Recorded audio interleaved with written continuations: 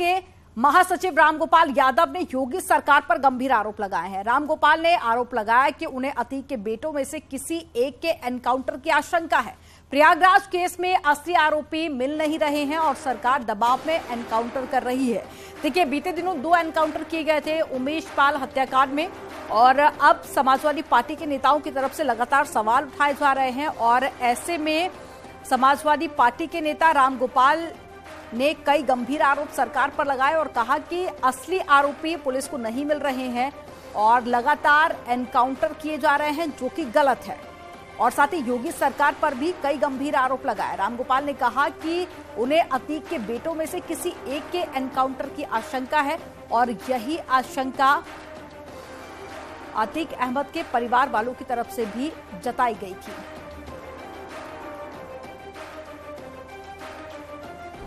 जब असल आरोपी नहीं मिल रहे हैं तो दबाव ऊपर से है कि मारो, तो जो पकड़ में आ जाएगा उसे मारेंगे। अभी तो अतीक के लड़के को पकड़ ले गए पहले ही दिन, 2 लड़कों को पढ़ने वाले, उनमें से एक की हत्या हो जाएगी एक आध दिन में, आप देखिए। जबकि संविधान हमारा आदमी को जीवन के अधिकार का मौलिक अधिकार देता है।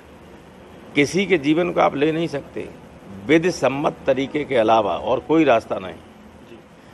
सीधे पुलिस से एनकाउंटर हो कोई मारा जा सकता है, लेकिन पुलिस पकड़ ले उसके बाद एनकाउंटर करे, ये तो दंडनीय अपराध है। आज नहीं तो कल जब कोई दूसरी व्यवस्था बनेगी तो ये जो फर्जी एनकाउंटर करने वाले लोग हैं, नेता सब बच जाते हैं, अधिकारी फंसते हैं। इन पे हत्या का मुकदमा कायम होगा ही, पहले भी हुए, एक बार नहीं दर्जनों बार हुए। जांच में कुछ है, अतीक की पत्नी कह चुकी है और उसने लिख के दिया, हाई कोर्ट गई कि मेरे 2 बच्चों को पुलिस पकड़ लेगी, इनकाउंटर कर सकती। अब इनकाउंटर होगा तो फर्जी होगा ही। और बीजेपी सांसद बृजलाल जी हमारे साथ में जुड़ गए हैं। बहुत स्वागत आपका न्यूज़ 18 पर।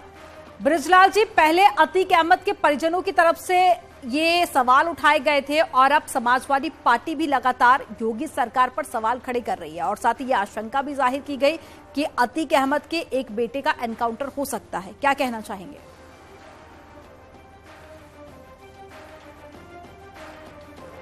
मेरी आवाज आप तक पहुंच पा रही है सर? हाँ बिल्कुल, हमें रामगोपाल जी ने जो कहा है उसका मुझे कोई आश्चर्य नहीं है। और ये पार्टी तो अतीक अहमद की शुरू से ही समर्थक रही, उसको माफिया इतना बड़ा बनने में इन्हीं का सहयोग है। अरे एक समय माननीय मुलायम सिंह जी तो उसके कुत्ते से हाथ मिलाते थे, हमारे पास तो उसकी तस्वीरें आज ही मैंने ट्वीट किया है जी। और इन्होंने ही 2004 में अतीक को सांसद बनाया और इलाहाबाद पश्चिम की सीट खाली हुई तो इसके भाई खालिद अजीम को दिया। खालिद अजीम चाहता था वो सीट हमारे साथ, वो भी बड़ी बपौती है, लेकिन वहां राजू पाल जीत गए 2 अक्टूबर 2004 में। और जब राजू पाल जीत गए, इन्होंने कहा कि साहब ये कैसे जीत गया, तो 25 जनवरी और 2005 को राजू पाल को दौड़ा कर अतीक अहमद के भाई ने मार डाला। समाजवादी पार्टी की बेशर्मी देखिए, राजू पाल मारे जाते हैं, ये अपने को दलितों को मसीहा कहते हैं और राजू पाल को नहीं मालूम कि वो भी बैकवर्ड थे। और उसी सीट पर 2005 के बाई इलेक्शन में समाजवादी पार्टी ने राजू पाल के हत्यारे खालिद अजीम को टिकट देकर के सांसद बनाया था।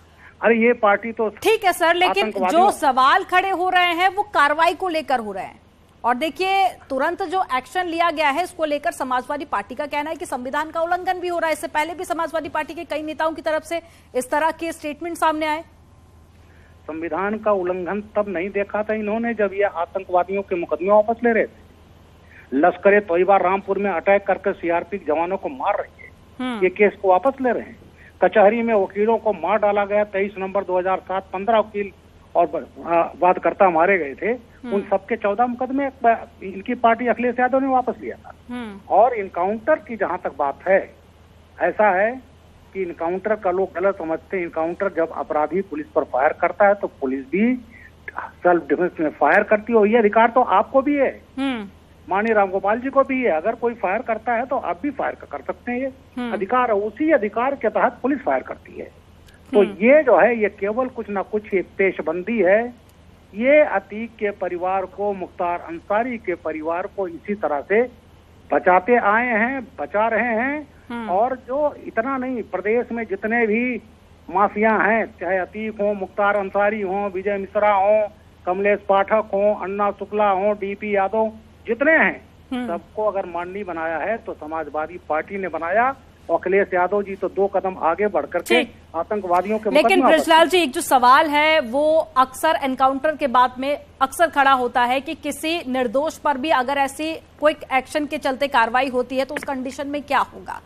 ऐसा ही सवाल समाजवादी पार्टी की तरफ से और तमाम राजनीतिक पार्टियों की तरफ से उठाए गए कि अगर किसी निर्दोष पर भी ऐसा क्विक एक्शन होता है तो ऐसे में तो किसी निर्दोष को सजा मिलेगी। पहला सवाल ये। दूसरा, संविधान का आपने यहां पर जवाब दिया। और तीसरा, मुझे लगता है उस्मान की पत्नी की तरफ से जो स्टेटमेंट जारी किया गया था वो आपने भी सुना होगा। और उन्होंने कहा कि उनका पति रात भर उनके साथ में थे और गलत तरीके से फंसाया गया। ऐसा है, फोटे तस्वीर झूठ नहीं बोलती है। ये जो आपने कहा, ये जो मारा गया है उस्मान उर्फ विजय चौधरी, ये गोली चला रहा है, क्या झूठ बोल रही है तस्वीर? पहली गोली इसने मारी थी उसको और पुलिस के हवलदार को। तो ये लोग तो इनके अपराधियों के समर्थक है तो बोलेंगे ही ऐसे। और गलत इनकाउंटर नहीं होगा, और जो गलत होता है तो उसको सजा भुगतना पड़ता है। लेकिन ये पेशबंदी से अभी से ताना बाना और उन अपराधियों के पक्ष में बोल करके उनकी सहानुभूति ये ले रहे हैं। और ये यहाँ प्रदेश की जनता सब देख रही है कि कौन आपराधिक साथ है कौन नहीं। इनको नहीं दिखाई पड़ा 3 लोग मार दिए गए, इनको नहीं दिखाई पड़ा उनके घर गए सिपाही जो दोनों मारे गए, उमेश पाल के घर गए ये नहीं जाएंगे, ठीक, क्योंकि मारने वाले अतीक अहमद के लोग हैं। तो ये केवल इनकी पेशबंदी है और पेशबंदी को जनता सब समझती है।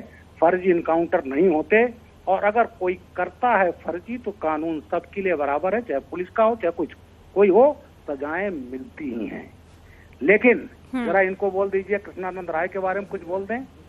जब 29 नवंबर 2005 को उनके ऊपर 600 गोलियां मारी गई, 67 गोली लगी थी, 7 लोग मारे गए, जरा उसको कुछ करने नहीं की सरकार थी। Light machine gun Mukhtar Ansari से बरामद हुआ था, टाडा का मुकदमा कायम हुआ था, और माननीय मुलायम सिंह यादव ने टाडा के मुकदमे में प्रोसिक्यूशन सैंक्शन नहीं दे करके मुख्तार को बचाया था। और उसमें जो 2 थे, मुन्नर यादव और उसका भांजा, उनका ट्रायल हुआ, 10 साल की सजा मिल गई, और मुख्तार को बचा लिया माननीय मुलायम सिंह जी ने। ठीक है सर, कई सारे मामले दर्ज हैं, अतीक अहमद पर भी दर्ज हैं, अतीक अहमद के परिवार पर भी मामले दर्ज है, लेकिन ऐसे में समाजवादी पार्टी की तरफ से बार बार बचाव करना, इसके पीछे आप क्या कारण देखते हैं? बचाव इसलिए इन्होंने ही पाला है, मैंने कहा ना, है इन्होंने ही पाला। जितने माफिया प्रदेश में रहे, जिनको माननीय बनाया, इन्होंने बनाया, अतीक को पाला, लाभान्वित हुए। और जब वो चीजें जो सरकारी जमीनों पर इनके कार्यकाल में इन लोगों ने कब्जे किए, आज योगी आदित्यनाथ उस पर बुलडोजर चला रहे। आज इनकी जो अवैध संपत्तियां थी उसको, और एक ऐसा दिया जा रहा है कि साहब बुलडोजर उठाया गिरा दिया। अरे साहब, उसको पहले जो प्राधिकरण होता है नोटिस देता है कि आपका गलत है, आप हटा लीजिए। भाई यहाँ के मऊ केस में अब्बास अंसारी और इसके भाई उमर का मकान था, नोटिस दिया गया, पहले खाली होने का नोटिस हो गया। ये दोनों हाईकोर्ट में गए, इलाहाबाद हाईकोर्ट ने खारिज कर दिया, तब गिरा गया। लेकिन ये नैरेटिव ऐसा कर रहे हैं 2024 के चुनाव को लेकर के कि जैसे ये जो है यहाँ का कानून का पालन नहीं हो रहा है। बृजलाल जी, मुख्यमंत्री योगी आदित्यनाथ की तरफ से साफ संदेश दे दिया गया कि माफियाओं को मिट्टी में मिला दिया जाएगा। क्या जो बाकी आरोपी हैं उनका भी यही हाल होगा? देखिए, मिट्टी में मिलाने का मतलब होता है उनके एक्टिविटीज जो हैं, उनकी कार्यप्रणाली है, उनकी गतिविधियां हैं, उनको समाप्त करना। इसको ये नहीं कि हाँ साहब गोली मार देंगे उनको।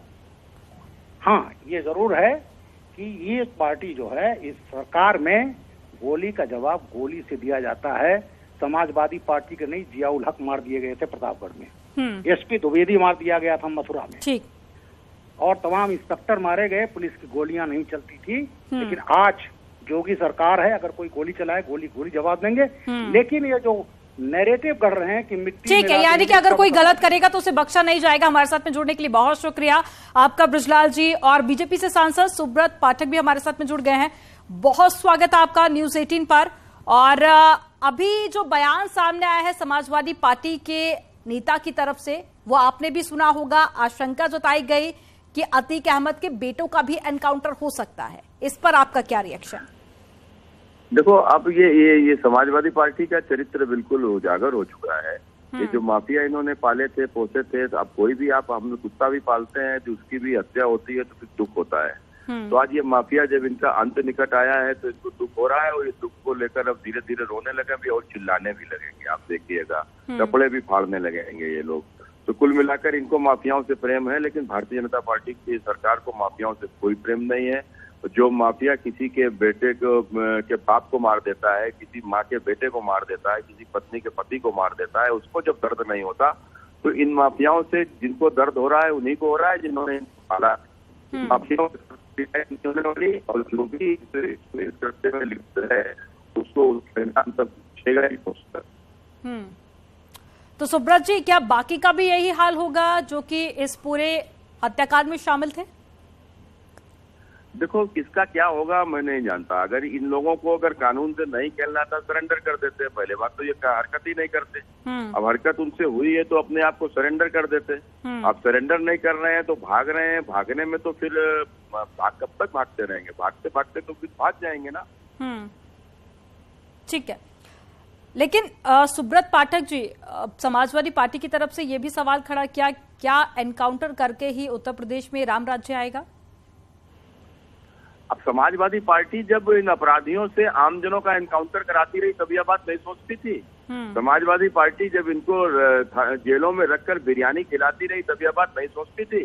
समाजवादी पार्टी इन माफियाओं से गरीबों की जमीनों पर कब्जे कराती रही तब यह बात नहीं सोचती थी। समाजवादी पार्टी इन माफियाओं से लोगों से वसूली करवाती रही, व्यापारियों के अपहरण करवाती रही तब यह बात नहीं सोचती थी। कितने व्यापारी उत्तर प्रदेश में मार दिए गए केवल रंगदारी को लेकर, उनके बच्चों का अपहरण हुआ। ये समाजवादी पार्टी की सरकार में सब कुछ हुआ कि नहीं हुआ? ये हर जनपद में इन्होंने एक माफियाओं को, जनपद तो छोड़ो बल्कि गांव तक इनका माफिया खड़े करने का इनका जो प्रयास था, जो इन्होंने दमन गुंडों को जिस प्रकार से संरक्षण दिया था, न आज तक न कोई भूला है और न इसको कोई भूल सकता है। पूरी राजनीति का अपराधीकरण इन लोगों ने किया। अब मैंने समाजवादी पार्टी की तो परिभाषा ही हो गई, जो जितना बड़ा अपराधी उतना बड़ा समाजवादी। तो ये परिभाषा देकर समाजवादी पार्टी ने सरकार उत्तर प्रदेश में चलाई है और आज ये इस तरीके की बात करेंगे ये लोग। लेकिन सुब्रत जी, एक बात यहाँ पर क्लियर कीजिएगा, क्या ये 2024 में फायदा लेने के लिए इस तरह की राजनीति की जा रही है, या फिर अतीक अहमद के परिवार वालों का यहाँ पर समर्थन आप समाजवादी पार्टी का कहेंगे? देखो, आप देखो, कोई किसी का समर्थन करता हो ना करता हो, इससे कोई फर्क पड़ने वाला नहीं है। हम लोग समर्थन को लेकर सरकार में नहीं आए हैं। अगर सरकार बनाई है तो उत्तर प्रदेश के गरीब, शोषित, वंचित, कमजोरों ने मिलकर ये सरकार बनाई है। इनकी रक्षा करने के नैतिक जिम्मेदारी योगी आदित्यनाथ जी की है, क्योंकि उनको दोबारा मुख्यमंत्री इन्हीं कमजोरों ने केवल सुरक्षा की दृष्टि से ही बनाया है। और उसके बाद यदि इनकी सुरक्षा नहीं होगी तो निश्चित रूप से इनको कष्ट होगा। तो इनको कष्ट नहीं दिया जाएगा। इन्होंने जिसको लेकर जनादेश दिया, उस जनादेश के लिए भारतीय जनता पार्टी की सरकार काम कर रही है। पूज्य योगी आदित्यनाथ जी का आपने शायद सदन में वो जब भाषण पढ़ा होगा तो उसमें हाव भाव उनका शायद देखा नहीं होगा। अगर देखा होता तो शायद आप ये बात पूछते नहीं कि जितना दर्द उनके चेहरे के ऊपर दिखाई पड़ रहा था, इतना दर्द उसी का होता है जिसके परिवार का कोई व्यक्ति इस प्रकार से जाता है। योगी जी उत्तर प्रदेश को, योगी जी का अपना परिवार नहीं है। योगी जी उत्तर प्रदेश के आमजनों को अपना परिवार मानते हैं। उनके ऊपर यदि संकट आएगा तो निश्चित रूप से संकट देने वाले के ऊपर बहुत बड़ा संकट आएगा। हमारे साथ में जुड़ने के लिए सुब्रत जी, आपका बहुत शुक्रिया।